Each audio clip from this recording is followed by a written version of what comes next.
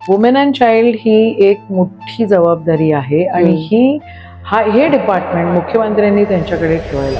आणि माझे यजमान माझ्या लग्नाला 6 वर्ष झाले तेव्हा. हो. तर त्यावेळेला मला खरं काही सुचत नव्हतं आणि काय करावं. माझी मुलगी 3.5 वर्षाची होती, यशवर्धन 4.5 वर्षाचा होता. तर ते कसं सांभाळावं. मला माझ्या वडिलांनी जर त्या दिवशी घराच्या बाहेर काढलं नसतं तर मला माझा कॉन्फिडन्स मिळाला नसता. हे फॅक्ट आहे. मला त्यावेळेला त्यांनी मला ते त्यावेळेला खूप कडक आणि खूप रूढ वाटले होते. नमस्कार, मी प्रतिभा चंद्रन आणि तुम्ही बघत आहात नवराष्ट्र. नवराष्ट्रच्या पॉडकास्ट सिरीजमध्ये आपण अनेक नेत्यांना भेटलो आहोत, वेगवेगळ्या क्षेत्रातल्या मान्यवरांना भेटलो आहोत आणि त्यांच्याबद्दल जास्तीत जास्त जाणून घेण्याचा प्रयत्न केलेला आहे. आज माझ्या सोबत ज्या आहेत त्या काँग्रेसच्या फायर ब्रँड नेत्या, जे काँग्रेसचे आश्वासक चेहरे आहेत, की ज्यांच्या हाती कदाचित राज्याचं देशाचं भवितव्य असू शकतं, अशा यशोमतीताई ठाकूर. त्यांना तुम्ही सगळे ओळखताच, वेगळा परिचय देण्याची गरज नाही. अमरावती जिल्ह्यातल्या, विदर्भातल्या म्हणजे मोदी लाटेमध्ये निवडून येणारे जे मोजके चेहरे होते त्यामधल्या यशोमतीताई होत्या. आणि त्यांचं व्यक्तिमत्व जे आहे ते अधिक खुलून तुमच्या समोर आणावं यासाठी मी त्यांच्या अगदी निकटवर्ती असलेल्या आणि माझ्या खूप जुन्या मैत्रीण असलेल्या श्रद्धाताई बेलसरे, ज्या आपल्या राज्याच्या माहिती संचालक राहिलेल्या आहेत, त्यांना सुद्धा सोबत बोलवलेले. आणि यशोमतीताई, तुमचं खूप खूप स्वागत. श्रद्धाताई, तुमचंही स्वागत. आणि आपण दोघी आता यशोमतीताईंशी गप्पा मारणार आहोत. ताई, तुमच्या घरामध्ये भैयासाहेबांचं राजकारण पाहिलेलं, इतक्या वर्ष काँग्रेसची एकनिष्ठेने राहिलेली जी मोजकी मंडळी आता उरलेली आहेत त्यामध्ये तुमचं घराणं आहे. तुम्ही लहान होतात तेव्हा तुमचे बऱ्याचशा गोष्टी आम्ही ऐकलेल्या आहेत, की कसे एकदम डॅशिंग फायर ब्रँड असं. आणि पण तेव्हा तुम्ही मनात विचार करायचात का की राजकारणात यायचंय आपल्याला पुढे चालून, का काय तुमच्या मनात असायचं? नाही नाही, असं माझ्या मनामध्ये राजकारण अजिबात कधीच नव्हतं, किंवा टाकल्या पण नाही गेलं. पण ते राजकारण ओघानं आलं आणि जबाबदारी म्हणून आलं. आणि ती जबाबदारी म्हणून आली म्हणून ती स्वीकारावी लागली. आणि जबाबदारी आहे तर तिला मागे सारू नाही शकत, तिला घेऊनच समोर जावं लागतं. आणि जबाबदारी म्हणूनच मी राजकारणामध्ये आहे. राजकारण जी राजकारणी मंडळी असतात त्यांच्याकडनं लोक खूप अपेक्षा करत असतात आणि अतिशय खंबीरपणे आपल्याला ते समोरे न्यावं लागत असतं. तर ती जबाबदारी म्हणूनच आलेलं आहे. असं काही मी विचार केला होता की मी आमदार होईन, काय होईन, असं काही नाही. मी आता बोलत होते तुमच्या ओळखीच्या लोकांशी, जो पुण्यामध्ये आता कार्यक्रम झाला, तर एका जणांनी सांगितलं की लहानपणी म्हणे एका रिक्षावाल्याने एका मुलीला त्रास दिला होता, तर त्यांना यशोमतीताईंनी बदलून काढलं होतं. नाही शक्यच आहे. नाही नाही, असं आहे की मी आणि माझी लहान बहीण एक वेळा आमच्या वडिलांनी कधी डिफरेन्शिएट केलं नाही की तुम्ही मुली आहात की मुलं आहात काय. तर आम्हाला ते कामं पण तसेच सांगायचे. तर घरामध्ये केनच्या खुर्च्या होत्या. तर ते केनच्या खुर्च्या परत त्याचं विविंग करून आणायचं होतं, परत त्या रचून आणायच्या होत्या. आणि ते अंधविद्यालयामधले ते जे विद्यार्थी आहेत त्यांनाच ते द्यायचं होतं, असं आमच्या वडिलांचं ठाम मत होतं. मग आम्ही त्या ज्या तुटलेल्या केनच्या खुर्च्या होत्या त्या घेतल्या. त्या जुन्या खुर्च्या होत्या ना, त्या अशा फोल्ड व्हायच्या. आणि मागे मी घेऊन बसली होती आणि माझी बहीण ते चालवत होती. लुना होती आमच्याकडे. तर त्या लुनावर एका पायावर एक खुर्ची, दुसऱ्या पायावर दुसरी खुर्ची आणि संयोगिता खुर्ची लुना चालवत होती. तर कोणीतरी आम्हाला चिडवलं आणि आम्ही पडलो आणि आमच्या खुर्च्या पडल्या. आणि आमचं काही लक्ष नव्हतं, पण आमचे वडील मागून येत होते. तर ते म्हटले की तुम्हाला पाडलंय ना, मग तुम्ही काय असं कराल, उठ म्हणे आणि त्या माणसाला पकड. आणि तू जर नाही पकडलं तर मी तुला टोकणार. मग मी कशाला मार खाऊ. मी त्यांच्या भीतीपोटी त्याला पकडला आणि त्याला बदललेला. सो इट वॉज दिस की यू नीड टू, तुम्ही तुमचं प्रोटेक्शन स्वतः केलं पाहिजे. तुम्हाला जर कोणीतरी छेडखानी करत, तुम्हाला जर तुम्ही पडत असाल आणि घाबरत असाल तर हे कबूल नाही. आणि ते पाठीशी होते म्हणून आम्ही धीट बनत गेलो.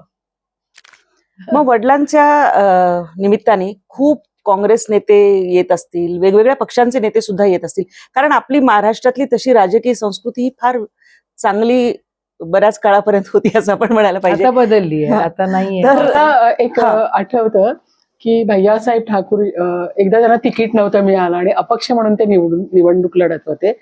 तर त्यावेळेस इंदिराजी आले होते आणि त्यावेळेसची आठवण सांगा ना. नाही, ती पहिली निवडणूक होती त्यांची. 78. ती 78ची निवडणूक होती आणि भैयासाहेबांना काँग्रेसने तिकीट नव्हती दिली. मग त्यांनी अपक्ष फॉर्म भरलेला होता. पण इंदिराजी म्हटले की माझा इथला उमेदवार म्हणजे त्यावेळेला सिंह चिन्ह होतं आणि सिंह चिन्हावरचा उमेदवार हा काँग्रेसचा उमेदवार आणि मग काँग्रेसचे जे उमेदवार होते त्यांना त्यांनी मागे घ्यायला लावलं होतं आणि भैयासाहेब तेव्हापासून ते आत्तापर्यंत, त्याच्या आधीपासूनच आम्ही काँग्रेसचे होतो आहोत आणि राहूही पुढे, असं आहे. मग तुम्ही या नेत्यांना भेटत असाल, हा. त्यांच्यापैकी तर कोणाचा प्रभाव पडत गेला आणि कोणाकोणापासून काय काय शिकत गेलात? कारण असं असतं ना की एक कोणीतरी मेंटर सारखा आपल्याला न कळत असतो आपला. तर नेत्यांचा प्रभाव, विचारांचा प्रभाव होता. आमच्या आजी ह्या पहिल्या महिला जिल्हा परिषद मेंबर होत्या. बर. आणि त्या इंग्रजी वाचायचा, त्यांना टाइम्स ऑफ इंडिया लागायचा त्या काळात पण. आणि त्या होत्या, आमचे वडील होते आणि राष्ट्रसंत तुकडोजी महाराजांच्या परिसरामध्ये, आम्ही गाडगे महाराजांच्या परिसरामध्ये, कर्मभूमी आणि जन्मभूमीमध्ये आम्ही लहानाचे मोठे झालो. त्याच्यामुळे सर्वधर्म समभाव हा कणाकणामध्ये आमच्या रुजत गेला. आणि राजकारण, आत्ता जे लोक राजकारण करतात तसं नव्हतं. राजकारण म्हणजे सेवा भाव आणि सेवा करायचीच असते असं वळण आम्हाला लागलं. तर त्या वळणामध्ये आम्ही वळत गेलो. पण माझ्या आयुष्यातल्या सर्वात प्रभावी व्यक्ती इंदिराजी होती, आहे आणि राहतीलही. मी 4 वर्षाची असताना त्यांना भेटले होते. त्यांनी मला कडेवर उचललेलं होतं आणि तेव्हाची मेमरी म्हणजे मला तेवढंच आठवतं की त्यांनी केसरिया रंगाची साडी नेसली होती, त्याच्यावर लाईन्स होत्या, बारीक बारीक लाईन्स होत्या आणि त्या माझ्या वडिलांना भैया म्हणून म्हणायचे की भैया तेरी बेटी आहे, तेरी बेटी आहे, असं एवढं काहीतरी मला असं पुसटचं काहीतरी आठवतं. आणि त्यांचा प्रभाव आमच्या घरामध्ये, आमच्या वडिलांच्या वागण्यामध्ये, आमच्या वागण्यांमध्ये तो आहे आणि तो राहीलही. माझे वडील आता गेले 6-7 वर्ष झाले. पण त्या हॉस्पिटलमध्ये श्रद्धाताई पण होत्या आणि त्यावेळेला पण ते म्हणत होते की बाकी कोणी काही करू, आपण हा पक्ष आणि हा विचार हा नेहमी सांभाळून ठेवायचा आणि हेच भविष्य या देशाचं आहे. जेवढी काँग्रेस पक्की होईल, जेवढी काँग्रेस सुदृढ राहील, तेवढं हा देश पण व्यापक राहील, असं त्यांचं सातत्याने म्हणणं होतं. भैयासाहेब ठाकूरांच्या बद्दल मला सांगायचं आहे की जुने काँग्रेसचे जे नेते होते, मॅच्युअर, समजदार, सगळ्यांना सांभाळून घेणारे आणि अत्यंत विचारशील असं ते व्यक्तिमत्व होतं. म्हणजे आम्हाला त्यांचा थोडासा सहवास लाभला. पण एक म्हणजे ओल्ड काँग्रेसमन असं त्यांचं मी वर्णन करेन. आणि ते यशोमतीला नेहमी सांगायचे की तू खूप वाचलं पाहिजेस, तू खूप ऐकलं पाहिजेस आणि तू खूप बघितलं पाहिजेस. म्हणजे यशोमतीच्या लाईफमध्ये कधी दुःखाचे प्रसंग आले तर ते म्हणायचे की त्याच्यामध्ये रमून जायचं नाही, दुःख धुवायचं, पिळायचं, वाळत टाकायचं आणि मग पुढे जायचं. म्हणजे असा मोलाचा सल्ला त्यांनी दिला होता आणि तो तिने तिच्या लाईफमध्ये प्रत्यक्षात आणला. आमदार असताना तिचं आवडलेलं मला काम म्हणजे संत तुकडोजी महाराजांनी एक कल्पना केली होती की ग्राम सचिवालय असावं. म्हणजे आपण सचिवालयात म्हणजे मंत्रालयात मुंबईला जातो तसं ग्राम सचिवालय असावं आणि गावातल्या सगळ्या लोकांची कामं तिथं झाली पाहिजेत. तर त्यांच्याबद्दल थोडं सांगता येईल? ग्राम सचिवालय आपलं आपण इमारती उभारलेल्या होत्या. हा, म्हणजे एक विकास आराखडा आम्ही तयार केला.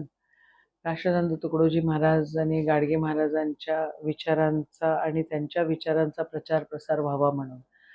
आणि 2009 मध्ये मी पहिल्यांदा आमदार झाली होती आणि त्यावेळेला ते होत आहे नाही होत आहे असं सगळं सुरू होतं. ते 40-1 कोटीचा होता. पण मागच्या सरकारने ते नाही करू शकले. मग मी आमदार झाल्यावर मी ते पूर्ण जबाबदारी घेतली आणि 40 कोटीचा आराखडा तो 120 कोटीपर्यंत घेतला. आणि महाराजांच्या ग्रामगीतेमध्ये जसं गाव असावं, स्वच्छ हम्म. असावं, नाली रस्ते असावे, ड्रेनेज सिस्टम असावी, पाणी पुरवठा असावा, लाईट व्यवस्थित असावा, अभ्यास असावा, ग्राम सचिवालय चांगले असावे, प्रत्येक अधिकारी ग्रामपंचायतीचा तो त्या ठिकाणी बसायला मिळावा, ग्रामसेवक असो, तलाठी असो, कृषी अधिकारी असो, तो त्या ठिकाणी ग्रामपंचायतमध्ये मिळावा, सॉइल टेस्टिंग लॅबोरेटरी असावी, असं सगळं त्या ठिकाणी आपण करू शकलो होतो. म्हणजे आज अजितदादा नाही आहे, हम्म. पण अजितदादा फायनान्स मिनिस्टर होते आणि मला ते समजत नव्हतं फार बजेट वगैरे, आपल्याला शिकावं लागतं. तर मला आठवतं की मी पृथ्वीराज बाबांकडे गेली होती आणि जयंत पाटलांकडे गेली होती हम्म. आणि दोघांनी सांगितलं, तू एक काम कर, तू पहिले अनाऊन्स करून घे. मग मी दादांना एक चिठ्ठी लिहिली की दादा असा असा विषय आहे, आज बजेट अलोकेशन जरी नसलं हम्म. तरी तुम्ही हे अनाऊन्स प्लीज करा, म्हणजे पुढच्या काळामध्ये आपण ते करू.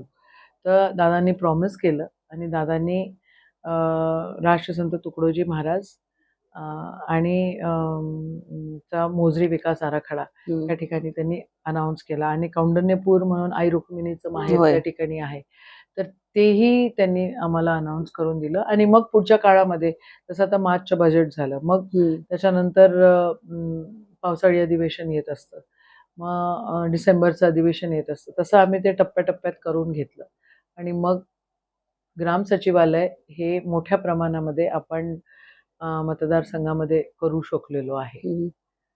आता वाईट वाटतं, जे लोक निवडून आले त्यांना त्यांचं सेन्सही नाही आहे आणि त्यांना त्याचं आकलन पण नाहीये, कसा उपयोग घ्यायचा हेही माहिती नाहीये, पण ठीक आहे, काळाच्या ओघात ते होईल.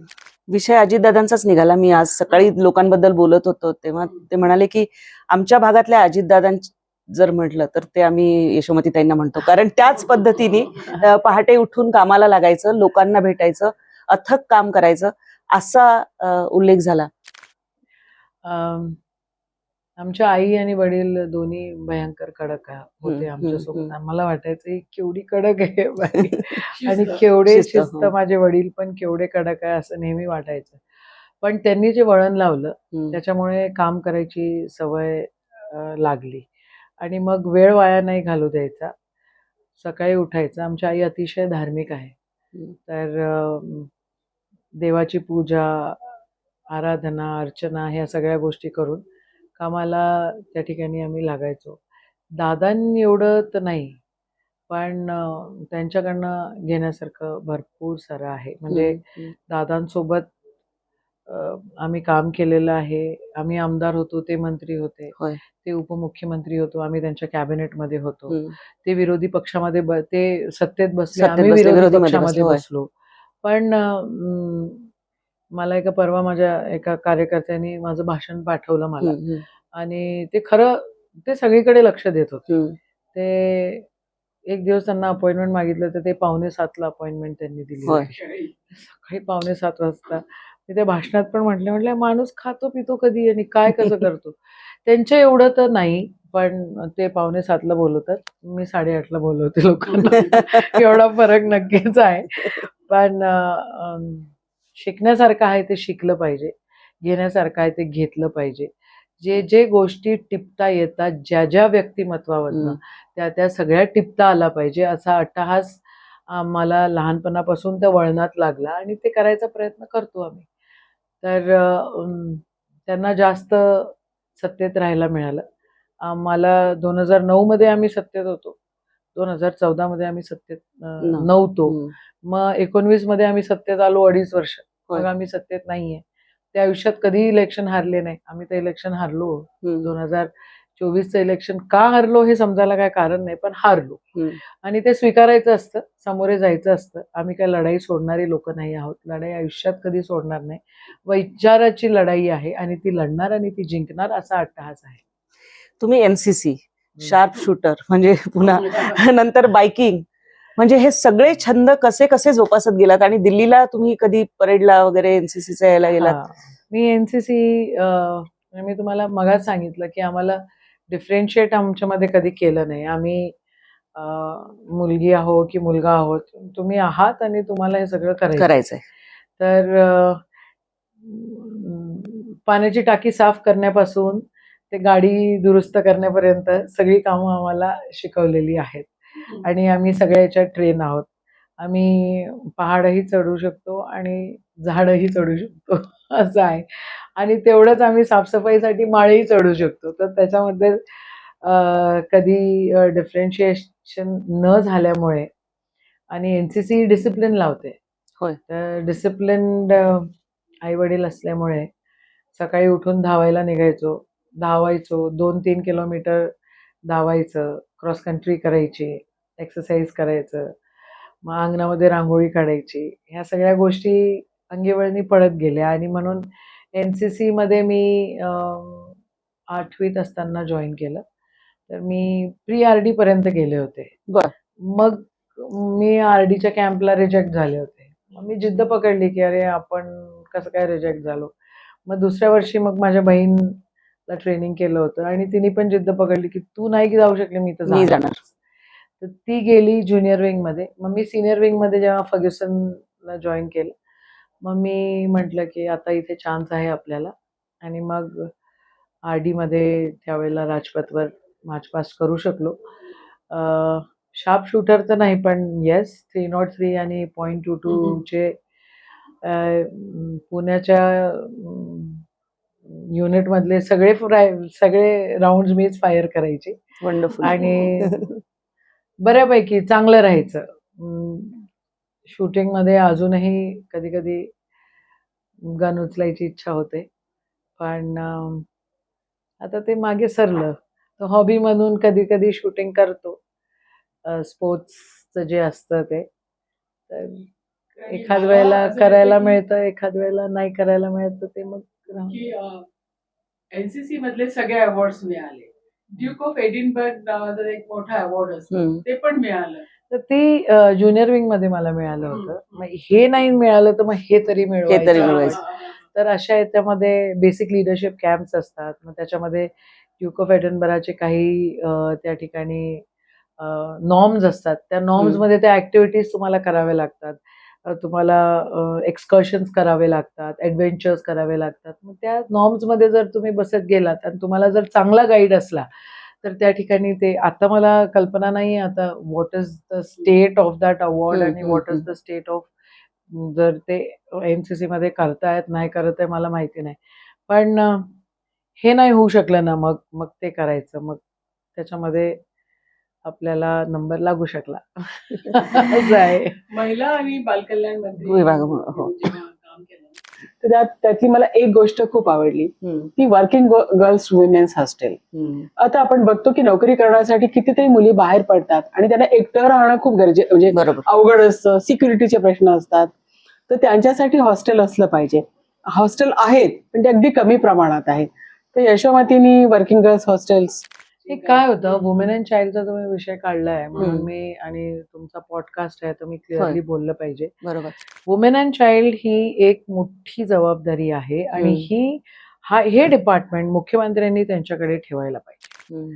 काय होतं, आपण ज्या वेळेला डिपार्टमेंट्स डिस्ट्रीब्युशन होतात त्यावेळेला ते डिपार्टमेंट्स किती त्याला पैसे अलॉट होतात त्याच्यावर त्यांचं 1, 2, 3, 4 असं ठरलं जातं. बेसिकली असं आहे की कोणत्या डिपार्टमेंटला जास्त लक्ष देण्याची गरज आहे ते डिपार्टमेंट आदरणीय मुख्यमंत्र्यांनी त्यांच्याकडे ठेवायला पाहिजे आणि ते तेवढ्या बारकाईने त्या डिपार्टमेंट्सकडे लक्ष केंद्रित केलं पाहिजे. आता एक वुमेन अँड चाइल्ड मध्ये एक फक्त महिलांचं हॉस्टेल म्हणून नाही, पण किती गोष्टी येतात. तिथे वुमेन्स येतात, तिथे चिल्ड्रन येतात, तिथे बेगर्स होम येतात, तिथं प्रेग्नंट महिला येतात, तिथे न्यू बॉर्न बेबीज येतात, तिथे अनाथ मुलं येतात, तिथे तुम्ही जर बघितलं तर अशा सगळ्या म्हणजे लेकरं जन्मल्यापासून ते मरेपर्यंत जे सगळे विषय त्या डिपार्टमेंटमध्ये येतात आणि ते डिपार्टमेंट खूप केअरलेसली कोणतंही सरकार आलं तर ते खूप केअरलेसली हँडल होतं असं माझं ठाम मत आहे. तिथे महिला धोरण होतं, तर महिला धोरण नावासाठी होतं. आता जे महिला धोरण घोषित केलं ते महिला धोरण मी बनवलेलं आहे.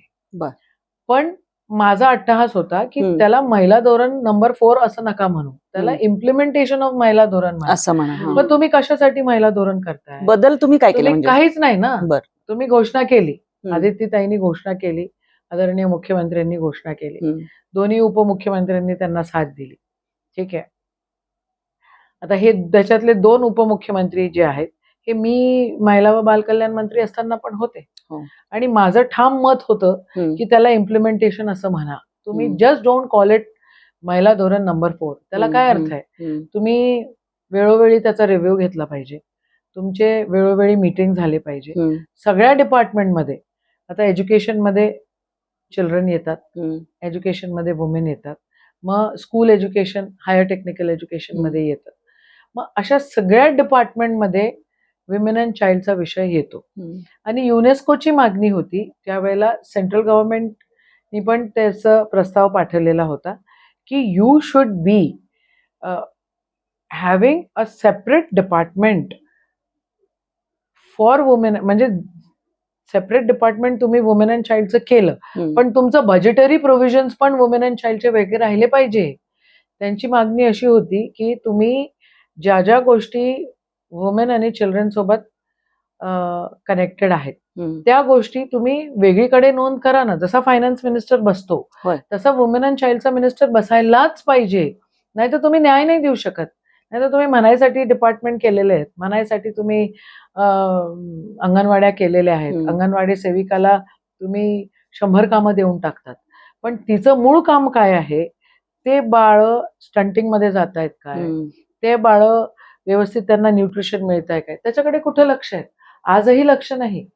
आणि खूप इन्सिस्ट करून करून करून त्याचं फॉर्मेशन झालं. पण काही लोक होती त्याच्यामध्ये, तर मला त्यांची नावं नाही घ्यायची, पण ते असं बोलत असतात की आम्ही खूप महिलांची धोरणं करतो, त्यांना एनजीओ साठी त्यांचे पैसे पाहिजे असतात. असे काही लोक विधान परिषदेमध्ये तिथे बसलेली होती, अशी काही लोक विधानसभेमध्ये बसलेली होती. आणि त्या लोकांचं म्हणणं होतं असं नाही, असं झालं पाहिजे, तसं नाही, आमचं लेख पहिले आला पाहिजे. अरे तुमचा लेख महत्वाचा नाहीये, ते धोरण इम्प्लिमेंट होणं अतिशय महत्वाचं आहे. आदित्यताईंनी ते डिक्लेअर केलं, पण त्याचं इम्प्लिमेंटेशन कुठं आहे? काय आहे? वन स्टॉप सेंटर तुम्ही म्हणताय, वेअर इज इट? आता मी बोलताना मला NSUIच्या पोरांनी बोलवलं होतं आणि तिथे महिलांचे सुरक्षतेचे, हुंडाबळींचे विषय बोलवले. पण wear is the one stop centre? There is a one stop centre, there is a concept of one stop centre. तो कन्सेप्ट असा आहे की तुम्ही, मी, अजून कोणी असो, मिलियनर बिलियनर असो, ती ज्या वेळेला त्या ठिकाणी जाते तिला तिथं तिचा उपाय मिळाला पाहिजे, तिला संरक्षण मिळालं पाहिजे. म्हणते आहे का? नाही. मग where is the implementation? There is no implementation. तर वुमेन अँड चाइल्ड बद्दल त्या बोलल्या फक्त की एक हॉस्टेल केलं, ठीक आहे, हॉस्टेलचा निर्णय आपण घेतला, आपण हाही निर्णय घेतला की 18 वर्षाची पोरं लेकरं होतात मग त्यांना त्या गर्ल्स हॉस्टेलमधनं काढून टाकतात, अनाथ मुलांना काढून टाकतात. पण 18 वर्षाची मुलं मुली अनाथ असतील तर त्यांना कुठे प्रोटेक्शन? मग ते 21 वर्षापर्यंत करा. असं गेलं 21 वर्षापर्यंत थोडं तरी ज्ञान येतं. ऍक्च्युली ते 23-24 वर्षापर्यंत सुद्धा त्यांना प्रोटेक्शनची गरज असते, आणि खास करून मुलींना तर असतेच असते. आणि त्या मुली जर अनाथ असतील तर त्यांना असतेच. जर त्या 18 वर्षाच्या असताना जर बाहेर पडल्या तर त्यांना प्रोटेक्शनच मिळत नाही. मग त्या वाममार्गाने बाहेर जातात आणि मग आयुष्य संपून जातं ना, आयुष्य खराब होऊन जातं. मग तुम्ही उपाययोजना कळता. मग आम्ही त्यावेळेला कोविड होतं, मग कोविडमध्ये सेक्स वर्कर्स होते. मग सेक्स वर्कर्सचं काय आहे, त्यांच्यासाठी उपाययोजना काय आहे, त्यांच्या लेकरांसाठी काय आहे, त्या मरत होत्या, तर त्यांना मग आपण काही आधार देऊ शकलो. अशा भरपूर साऱ्या गोष्टी आहेत जे त्यावेळेला आपण करू शकलो. महिला व बाल भवन तुम्ही डिपार्टमेंट केलं, पण डिपार्टमेंट केल्यानंतर तिथले अधिकारी बसायला त्यांना जागा नाही, ते भाड्याच्या जागेत बसायचे.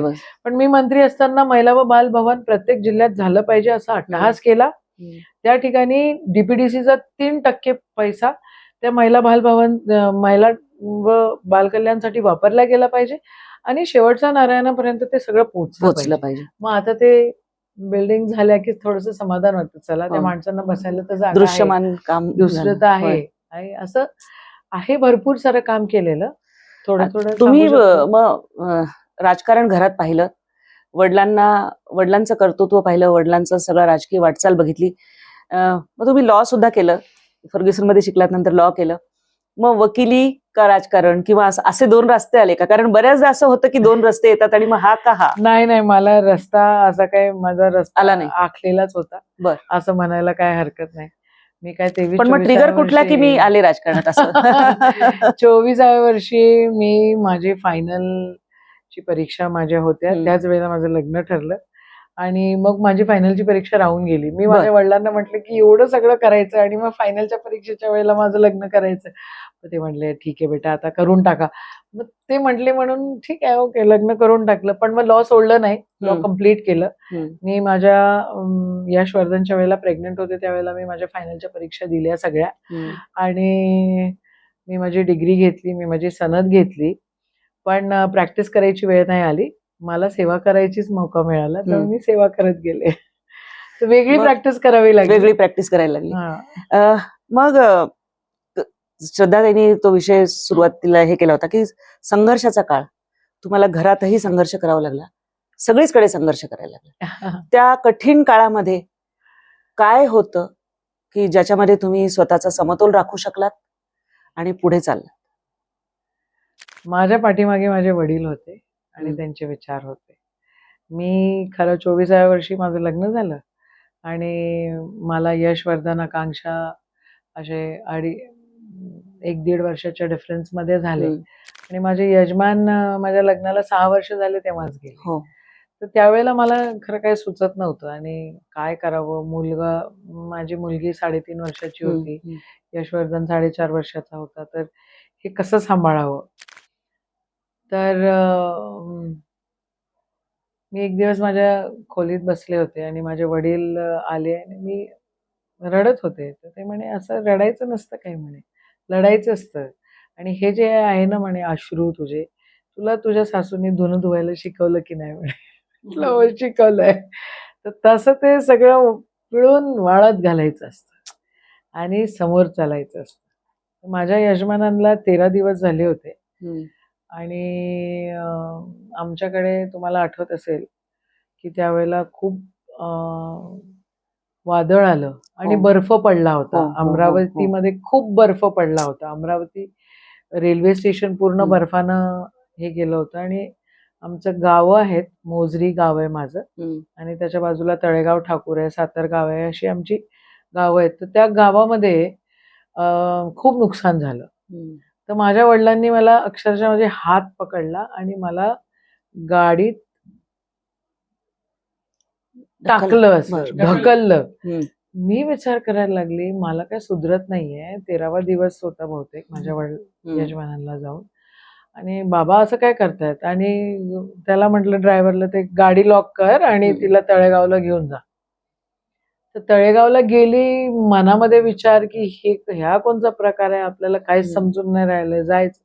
पण तिथे गेल्यानंतर मला जे डिस्ट्रक्शन दिसलं आणि मी लोकांना भेटायला लागली, मी माझं दुःख विसरली आणि मी त्यांच्यामध्ये कामाला लागली आणि तिथं मला एक आजी भेटली. माझ्या तिथल्या भागातली लोक माझ्यावर खूप प्रेम करतात, माझ्या अख्ख्या घराण्यावर प्रेम करतात. तर एका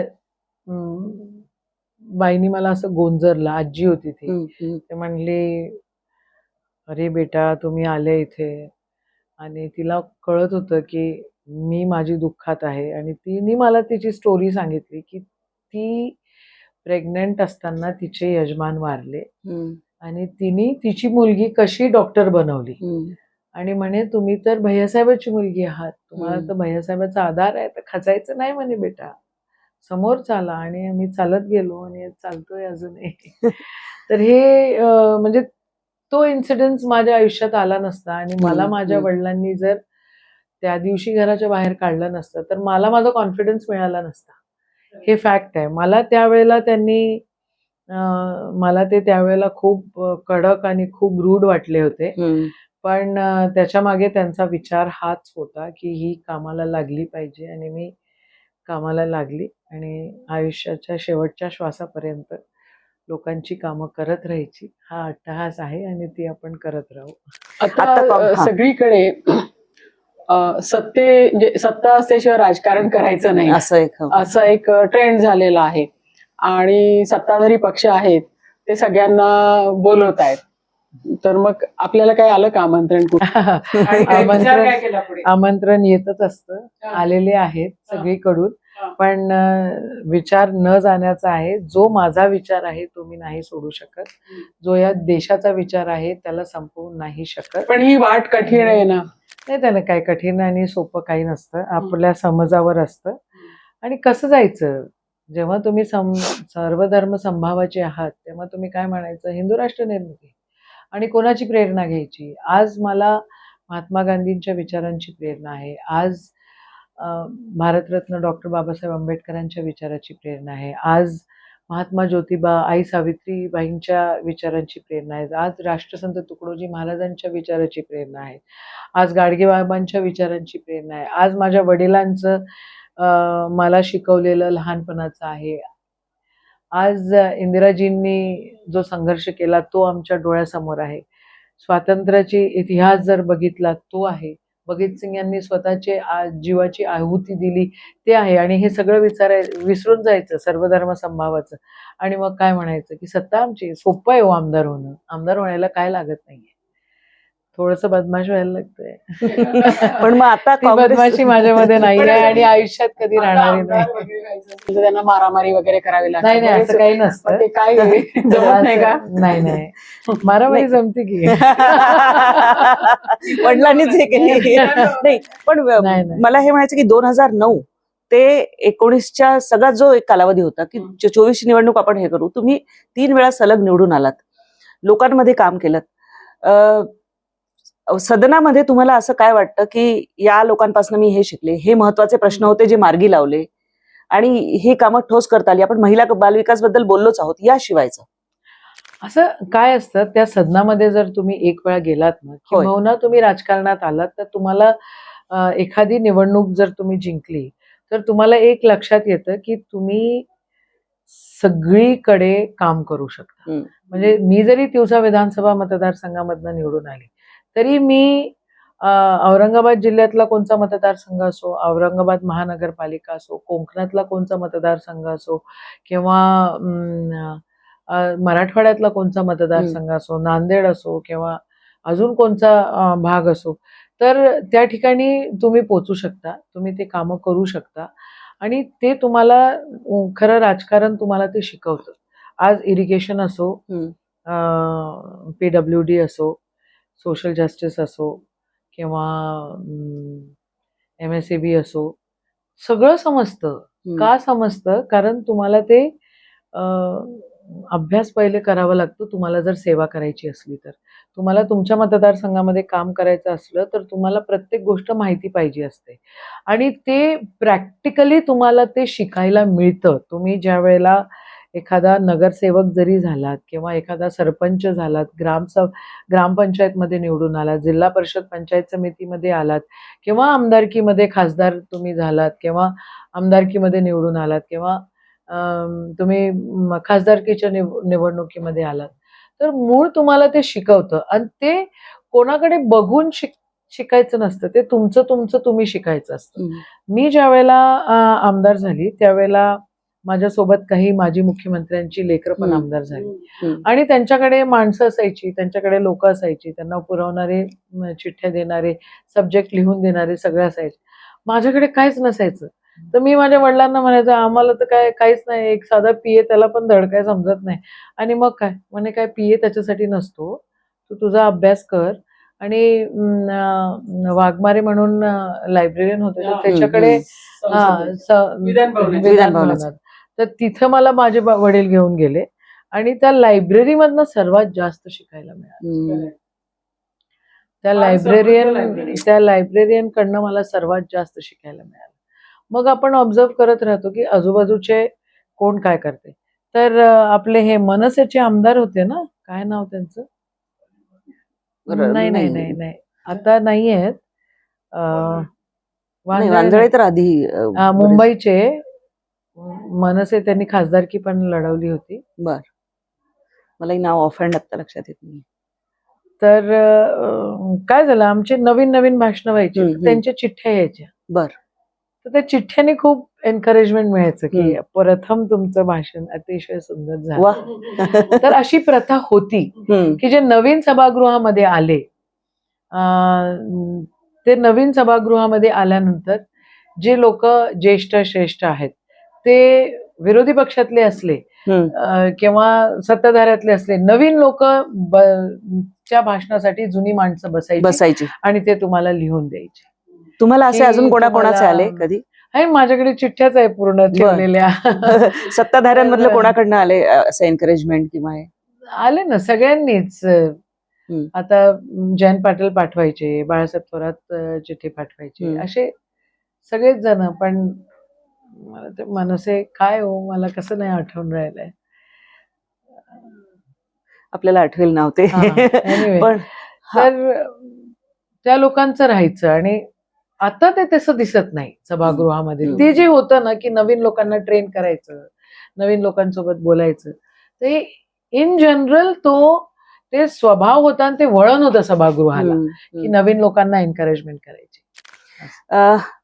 मला आता असं विचारायचं की आत्ताची जी राज्यामधली परिस्थिती आहे, एक खूप विपरीत परिस्थितीमध्ये आपण आहोत आणि सुनेत्राताईंनी शपथ घेतलेली, त्याच्याबद्दल बरंच काही बोललं जातं. तुम्ही नुकत्या त्यांना भेटून आलेले आहात. काय तुमचं ह्याच्यावरचा टेक आहे? त्यांचा पक्ष आणि त्यांच्या पक्षाने घेतलेला निर्णय, त्यांच्या परिवाराने, वहिनी आणि 2 पोरं आणि त्यांचा पक्ष, त्यांनी घेतलेला निर्णय, त्यांना तो बरोबर वाटला, त्यांनी तो घेतला. तर माझं त्याच्यावर जास्त काही म्हणणं नाहीये. पुढे त्यांनी बॅलन्स करावा अशी त्यांच्याकडनं अपेक्षा आहे की त्यांनी राजकारण पण सांभाळावं आणि परिवार पण सांभाळावा. असं शेवटी बहिणीच आहे आमच्या त्या. हो, असं अपेक्षा असायला काहीच हरकत नाहीये. माझा एक प्रश्न असा आहे की आम्ही सामान्य मतदान करतो, तर मग एक तर आम्ही व्यक्ती म्हणून मतदान करतो किंवा पक्ष म्हणून मतदान करतो किंवा त्यांचं काम काय आहे म्हणून मतदान करतो, आणि आम्ही ए ला मत देतो तो बी पक्षाचा आहे म्हणून, आणि तो दुसऱ्या दिवशी सी पक्षात जातो. आम्ही सामान्य माणसांनी का करायची मतदान तुम्हाला? हे मला यावेळेस असं वाटलं की आपण मतदान नाही करायला पाहिजे, कारण करून काहीच उपयोग नाही. कारण मी ज्या पक्षाला करते तो पक्षांतर करतो. मग हे काय नीती नियम काही नाही आहेत का? आहे, राहायला पाहिजे. तुमचा प्रश्न साहजिक आहे. सामान्य माणसाला हा प्रश्न आजकाल पडतोय, कारण सत्तेत राहणं म्हणजेच सर्व काही, असं काही लोकांना वाटतं. पण भरपूर साऱ्या लोकांना वाटत नाही. आमच्यासारखी लोक आहेत अजून जिवंत आणि ते विचारांवर जगतायत आणि विचार जिवंत ठेवतायत. काँग्रेसची आत्ताची जी आपण परिस्थिती बघितली तर लोकसभेमध्ये एक चांगल्या प्रकारचं रिवायवल ज्याला म्हणता येईल राज्यामध्ये तसं झालेलं होतं आणि एक चांगलं यश मिळालं होतं. पुन्हा विधानसभेमध्ये फटका बसला. आता थोडं पुन्हा काही ठिकाणी काँग्रेस हे झालेली आहे. पण नेमकं जसं तुम्ही वंचितला काही ठिकाणी बरोबर घेतलं, काय नेमकं चुकतंय की जे केलं तर अजून चांगलं काँग्रेसचं प्रदर्शन होतं? कारण नेते पॉकेट्समध्ये बघितले काँग्रेसकडे तर चांगले नेते आहेत, लोकांना विश्वास, आणि काँग्रेसचा आपला एक राज्यामध्ये मतदार आहे, त्याला कन्सॉलिडेट करण्यासाठी काय व्हायला पाहिजे असं वाटतं तुम्हाला? रोज काम केलं पाहिजे आम्ही. फक्त इलेक्शन आलं म्हणून काम करण्यात काय मतलब नाहीये. रोज सकाळी उठायचं आणि रोज काम करायचं. काल काय झालं असेल ते विसरून जायचं. परत नवीन दिवस आहे आणि नवीन काम आहे. काय झालं या मागच्या 8, 15, 20 वर्षांमध्ये, जे युथ आहे त्यांच्या डोक्यामध्ये धर्म टाकण्यात आला आणि धर्म हा विचित्रपणे त्यांच्यामध्ये टाकण्यात आला. 2014 मध्ये ज्या युवकांनी भाजपाला मतदान केलं, त्या युवकाची आज परिस्थिती काय आहे जर तुम्ही बघाल तर तो आता भाजपाला मतदान टाकत नाही आहे, ही फॅक्ट आहे. पण त्यांनी वेगळ्या वेगळ्या प्रकारे वेगळ्या वेगळ्या संस्थांच्या मार्फत त्यांनी तो धर्म टाकला. असं आहे, सोपं आहे ना, जय श्रीराम म्हणायला खूप अक्कल नाही लागत, भगवा परिधान करण्याला फार अक्कल नाही लागत. तो मनोहर भिडे तिरंगा आपला झेंडा असूच शकत नाही, याच्यावर त्याला देशद्रोहाचा त्याच्यावर गुन्हा दाखल होत नाही. या सगळ्या विपरीत परिस्थितीमध्ये पण आमच्यासाठी तिरंगा हा महत्वाचा आहे आणि आम्ही कमी नाही पडत असं माझं मत नाही आहे. पण काँग्रेस पुढच्या काळामध्ये तुम्हाला मोठ्या प्रमाणात आलेली दिसेल, हा माझा कॉन्फिडन्स आहे. नाही आवडत आहे लोकांना, नाही आवडत आहे जनसामान्यांना. रोज गल्लीबोळ्यामधली भांडणं होत आहेत, रोज धर्माच्या नावानं काहीतरी होत आहेत. परवाच्या दिवशी त्रिशूळ त्यांनी वाटप केली. त्रिशूळ वाटप करण्याचा अधिकार कोणाला आहे? मग SP पोलीस काय करते आहे की घाबरते आहे का? मला माझ्या SP-ना म्हणायला लागलं, तुम्ही जर त्रिशूळ करताय वाटप आणि तुम्ही जर ऍक्शन घेत नाहीये तर मग उद्या मी वाटप केल्यावर तुम्ही माझ्या नादी नाही लागायचं, मी पण लागणार. मग कुठे त्याला बंद पडलं? ते बंद पडलं नाही, त्यांनी असं म्हटलं की तुम्ही पब्लिकमध्ये नका करू, म्हणजे तुम्ही करा, असंच आहे ना. हे कुठेतरी थांबलं पाहिजे. आणि हे एकटा काँग्रेसची जबाबदारी नाही आहे, ही प्रत्येकाची जबाबदारी आहे जो या देशावर प्रेम करतो, जो तिरंग्यावर प्रेम करतो. काँग्रेस तर करणारच, आम्ही तर ठरवलेलंच आहे की आम्हाला फार सत्तेचा हाप नाहीये, पण सत्तेत आल्याशिवाय तुम्ही ते ट्रान्सफॉर्मेशन घडवू शकत नाही, ही फॅक्ट आहे. मग तुमची आम्ही काय विरोधी पक्षामध्ये राहून आम्ही काय घाबरत नाहीये. आमची फळी आहे जिवंत, आणि ती अजून कसा तो विचार अजून समजेल किंवा रुचेल याच्याकडे आमचा प्रयास आहे. पुढच्या काळामध्ये ते तुम्हाला झालेलं दिसेल. तुम्ही सगळीकडे फिरताना दिसता आहात, आता युवकांशी कनेक्ट होताना दिसता आहात. तशी एक राज्यभरातली तुमच्या नेत्यांची एक फळी बांधून पुढे जावं एकत्रित, असा काही विचार आहे का? हो, बिलकुल. आणि त्याच्यासाठी काय योजना आहे? कारण बघा, निवडणुकांना आता उद्या जिल्हा परिषदा होत आहेत एका भागातल्या, दुसऱ्या भागातल्या जिल्हा परिषदा काही दिवसांनी होतील. हे पण बघा, मी तर आयुष्यात पहिल्यांदा हे पाहिलंय की असे जिल्हा परिषद इकडची दुसरीकडची नंतर, म्हणजे जे वाटेल ते करून राहिलेले आहेत. भाजपवाले सत्तेमध्ये आता त्याला आल्यानंतर न्यायालयाचं पण काही पण करतायत. न्यायालयाचं म्हणजे काय, अर्ध्या निवडणुका घ्या, अर्ध्या नका घेऊ, मग सगळ्या घ्या की एकत्र. त्यांनी म्हटलं होतं की काय, 1 वोट 1 इलेक्शन, ते तर नाही, 1 नेशन 1 इलेक्शन, 1 इलेक्शन, ते पण तर नाही करू शकत आहेत. ते नाही करू शकत. ते आता म्हणजे सगळ्यांना संभ्रमित करणं वेगळ्या वेगळ्या प्रकारे हे त्यांचं धोरण आहे. ते संभ्रम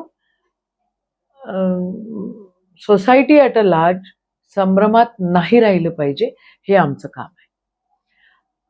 आम्हाला हे अजून जोमानं करावं लागेल, ही वास्तविकता आहे आणि आम्ही ते करू.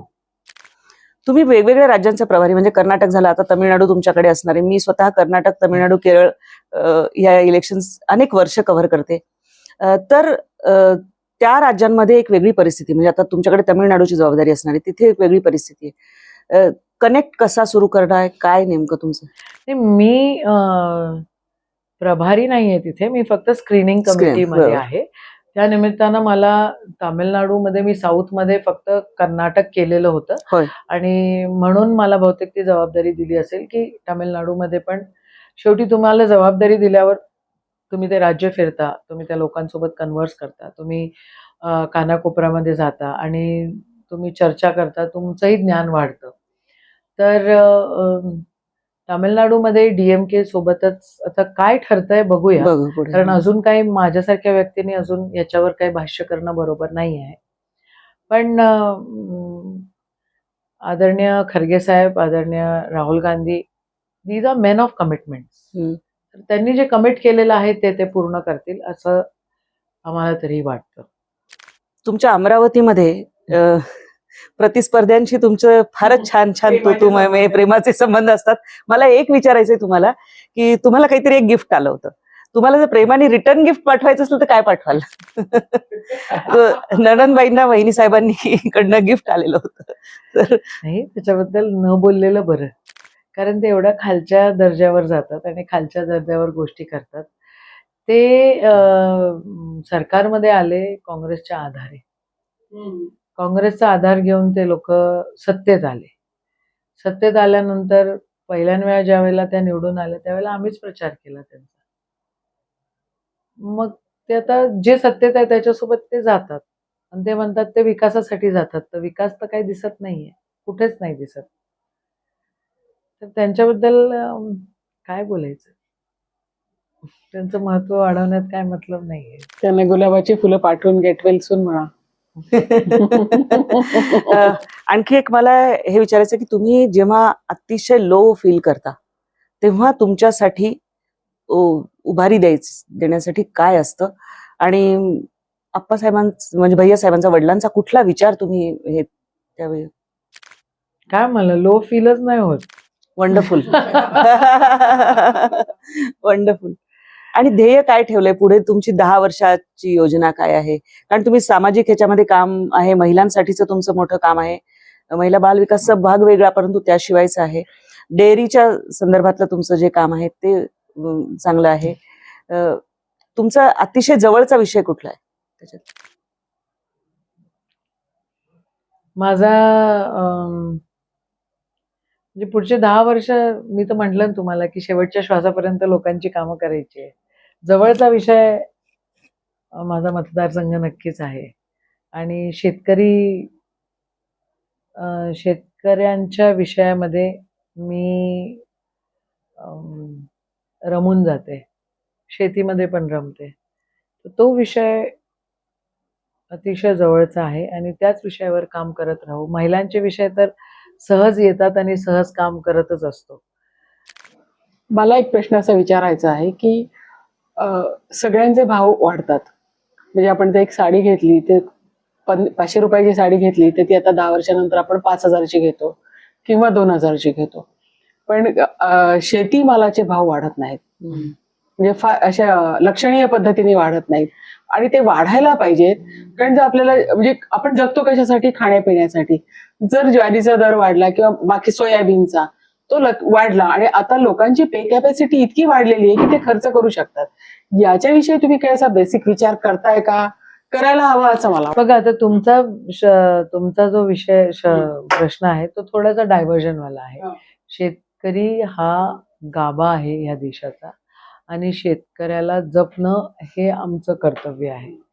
शेती विषयाचं धोरण जर तुम्ही बघितलं तर शेतकऱ्यांकडे जेव्हा काँग्रेसचं सरकार आलेलं आहे त्या वेळेला त्यांना वेगळ्या प्रकारे स्पेशल ट्रीटमेंट त्यांना मिळालेली आहे. पण आत्ताचं जे सरकार आहे हे भांडवलदारांचं सरकार आहे. हे शेती काही दिवसांनी ते कॉर्पोरेट फार्मिंग करतील आणि त्या कॉर्पोरेट फार्मिंग मध्ये ते लोक मोठे मोठे व्यापारी इन्व्हॉल्व्ह करतील आणि ते जर इन्व्हॉल्व्ह झाले तर ज्यांची शेती आहे त्यांची शेती राहणार नाही. ह्याच्यावर खूप काही बोलता येईल आणि खूप काही चर्चा करता येईल. पण ताईंचा जो विषय होता की पुढची 10 वर्ष मला माझा शेतकरी जपायचा आहे, एवढं नक्की आहे. मग शेतकरी फक्तच माणसं नसतात, बाया पण असतात. अगदी अगदी. आणि तुमच्या स्वतःबद्दल तुम्ही सगळ्यात ऐकलेली अफवा कुठली अशी की अरे हे काय माझ्याबद्दल बोललं गेलं असं काय? पण भरपूर सारे ऐकले त्याच्याबद्दल. काय अफवा असतातच. एखादं पद मिळालं की लोकांना जेलसी होते, एखादं काही गोष्टी झाल्या तर अफवा. तर काय, आता जे सत्तेत असतात किंवा जे राजकारणात असतात त्यांच्याबद्दल, आणि त्यातल्या त्यात तुम्ही जर सक्षम महिला असाल तर तुमच्याबद्दल तर बोलल्याच जातात. आताची रिसेंट अफवा अशी आहे की तुम्ही पक्ष सोडून जाणार. त्याच्यावर लोक म्हणाले काळ्या दगडावरची पांढरी रेघ, तुम्ही म्हणालात पांढऱ्या दगडावरची काळी रेघ. नक्की काय आहे? काही नाही, पक्ष तर कधी आयुष्यात सोडणार नाही, एवढं नक्की आहे. तुम्ही खूप मनमोकळं बोलता आहात. तुम्हाला 1-2 गोष्टी मला विचारायच्या. महाविकास आघाडीची आजची स्थिती एका वाक्यात सांगायची तर कशी सांगाल? आघाडीची एका वाक्यात नाही सांगता येणार. बरं, तुम्ही शब्दांचे हे घेऊ शकता. तर दोस्त मित्र आहेत, त्यांच्यासोबत चहा कॉफी होत असतो. महायुतीच्या आत्ताच्या रसायनाबद्दल काय म्हणाल? करप्ट आहे. ते चहा कॉफी करतात की नाही मला माहिती नाही, पण ते चहा कॉफीच्या पलीकडे भरपूर साऱ्या गोष्टी ते करतात. आणि जय विरूची काँग्रेसमधली जोडी आज जर विचारलं मी तुम्हाला, कारण कोणीतरी फेस लागतो, हे लागतो की जो लोकांसमोर जाऊ शकतो. राज्यात कोण वाटतं तुम्हाला की या दोघांनी पुढे जाऊन काम करावं? म्हणजे तुम्ही सोडून असं म्हणते. भरपूर सारे आहेत. बंटीदादा आहेत, विश्वजित आहे, बाळासाहेब आहेत, मग आमचे सुनील दादा केदार आहेत, नितीन राऊत आहेत, वडेट्टीवार आहेत की भरपूर सारे. अमित भैया आहेत. विरोधी पक्षामधल्या कुठल्या नेत्यातला कुठला गुण आवडतो? ते चिकट आहेत, भयंकर, आमच्यापेक्षा जास्त चिकट आहेत. चिवटपणे निवडणुका डोळ्यासमोर ठेवून लढतात. बस फक्त निवडणुका करतात ते, दुसरं काय नाही करत. बजेट पण बघा ना, आजचं बजेट पण जिथे निवडणुका आहे तिथंच आहे व्यवस्थित. महाराष्ट्राचं म पण नाहीये त्याच्यामध्ये. मी तर म्हटलं विकसित भारताचं बजेट नाहीच आहे, ते विकसित भाजपाचं बजेट आहे. मला कारण आपण बजेटचाही विषय निघाला आणि हे तर लाडकी बहीण बद्दल तुमचं पर्सनल टेक काय असेल? बघा, लाडकी बहीण तुम्ही आधार देता आहे हे ठीक आहे, पण तिला काहीतरी SOP दिला पाहिजे जेणेकरून ती त्या 1500 रुपयाचं 15,000 करू शकेल. तो SOP नाहीच आहे ना. आज आहे, उद्या नाही. उद्या बँक अकाउंट त्यांनी डिलिंक केलं तर नाही. SOP लागल ना. 1500 रुपयामध्ये तिचं पोट भरतंय का? तिच्या परिवाराचं पोट भरतंय का? तिच्या पोरांच्या शाळेचं होतंय का? पण ते 1500 घेऊन ती 15,000 करू शकली पाहिजे तिची. त्याचं SOP द्यावं लागेल की नाही द्यावं लागेल? दिलं पाहिजे. का नाही दिलं पाहिजे? 1500 रुपये तुम्ही देताय, बिलकुल द्या. पण 1500चे 15,000 करायचा SOP द्या की. मगच त्याला अर्थ आहे. नाही तर इलेक्शन आलं की 10,000 अजून. त्याला काय अर्थ नाही. दिवसाचं ग्रामीण जेवण आवडतं का मुंबईतलं काही खास? तेच आणि कुठला पदार्थ खास आवडतो? पिठलं भाकर, पिठलं भाकर, ठेचा, कांदा. आणि तुमच्या मुलांना जर सल्ला द्यायचा झाला राजकारणाबद्दलचा, तुम्ही काय द्याल? कठीण प्रश्न आहे. या नका येऊ काय म्हणजे? नाही, आलं पाहिजे, हम्म. पण त्यांना स्वातंत्र्य आहे आणि ते जर आले तर ते काँग्रेस विचारधारेचेच राहतील असा माझा पूर्ण विश्वास आहे. पण सध्या आता काम करतायत, तुमचे पैसे तुम्ही कमवले पाहिजे, माझ्यावर अवलंबून न राहता, असं तर नक्कीच आहे. राजकारणात कोणीतरी तर आलं पाहिजे असं वाटतं, पण ते काय मला इथं वळताना दिसत नाहीये. आणि तुम्ही राजकारणात नसत्याला तर काय केलं असतं? मी वकील राहिली असते. वकील आहे. तर खूप मनमोकळ्या गप्पा मारण्याचा प्रयत्न आमचा यशोमतीताईंशी झालेला आहे. त्या आता अक्षरशः महाराष्ट्रामध्ये जात आहेत, युवकांशी संवाद साधतायत आणि ज्या पद्धतीने त्यांची वाटचाल चालू आहे, काहीतरी निश्चित चांगलं त्यांच्या हातून घडेल अशी सदिच्छा. आणि तुम्ही आलात नवभारत नवराष्ट्राच्या ऑफिसमध्ये, खूप खूप धन्यवाद. तुम्हाला तुमची मतं काय वाटतात? यशोमतीताईंचा कुठला गुण तुम्हाला आवडला? राजकारणाबद्दल तुम्हाला काय वाटतं? आम्हाला कमेंट बॉक्समध्ये अवश्य कळवा आणि चॅनलला सबस्क्राईब करायला विसरू नका. धन्यवाद.